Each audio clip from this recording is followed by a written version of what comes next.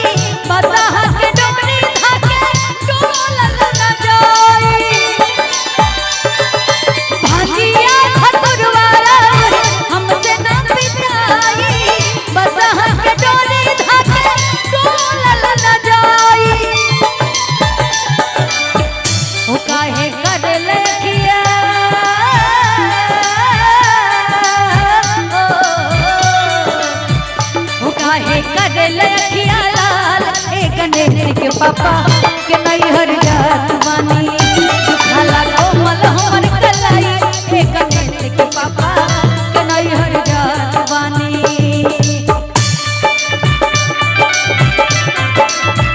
ले जा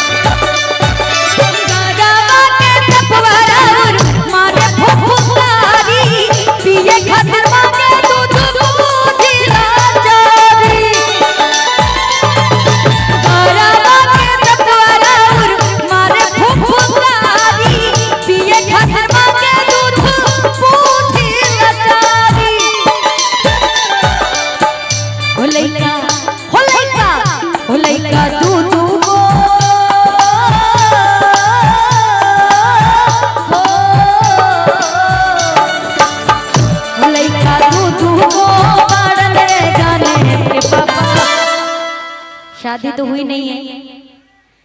अच्छा दाल भात बना लेती हो कि नहीं? दाल चावल दाल भात नहीं खा लेती हो ना? खा लेती, बनाने नहीं आता? अच्छा दाल भात बनाने आता है? दाल भात ये सब खा खा के खाली मोटाई है अपने मन का। ये ठीक है, आपको आता है, आपको आता होगा, आप बना लेते हो ना दाल भात माछ भात? खाली खाने आता है? अच्छा अच्छा ठीक, आ जाओ। तभी लोग कैसे जनी है, लेकिन बियाह हो जी तो पता चल जाए। इसीलिए गौरा पार्वती मैया भोलेनाथ से हमेशा नाराजी रहते हैं। बोले बाबा भोलेनाथ की। कहा तारी है भोलेनाथ तहर भांग के लत जवन तहरा लागल बा आये ने हमार हाथ। आजकल इलेक्ट्रॉनिक के जमाना चलल बा, मिक्सी मशीन आ जाओ में डाल डाल के पिसा जाए। तो भोलेनाथ कहा तारे कि तहरा मिक्सी के चक्कर में जा कैलाश पर्वत पे कना से लाइट आई। लाइट नहीं ना भाई, तो सिलबट्टे पे ना पीसेंगे आप। लेकिन कहा तारी सुना तू तो लइका भी परेशान कर ले रहे ना। कैसे हो लइका दू दू गो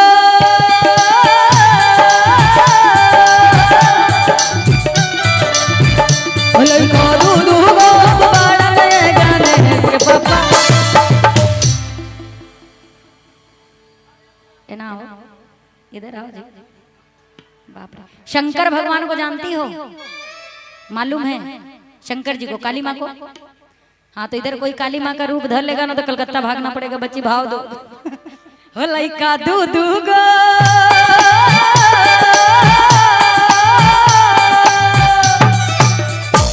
अच्छा देखो, जब बोले कि यहाँ कोई काली माई का रूप धर लेगा तो भाव दो, तुरंत दू समझ गई, तुरंत भोजपुरी समझ में आ गया। जोरदार ताली हो जाए भाई। इसी को कहते हैं यूपी बिहार, यहाँ सब संभव है। सही बात है ना, कुछ भी संभव है अपने यूपी बिहार में। तो अपने यूपी बिहार के लिए जोरदार ताली हो जाए भाई।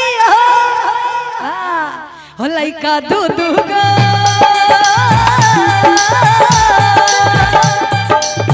हो लइका दूधू गो अब पाड़न ये गाने के पापा हलई हर जात बानी खाला कोमल हमर कलाई ए गणेश के पापा साच कहीं बात मानी ना हमसे भंगिया पिसाई ए गणेश के पापा के नहीं हर जात बानी ना हमसे भंगिया पिसाई ए गणेश के पापा के नहीं हर जात बानी खाला कोमल हमर कलाई ए गणेश के पापा के नहीं हर जात बानी ना हमसे भंगिया पिसाई ए गणेश के पापा के नहीं हर जात बानी के नहीं हर जात बानी के नहीं हर जात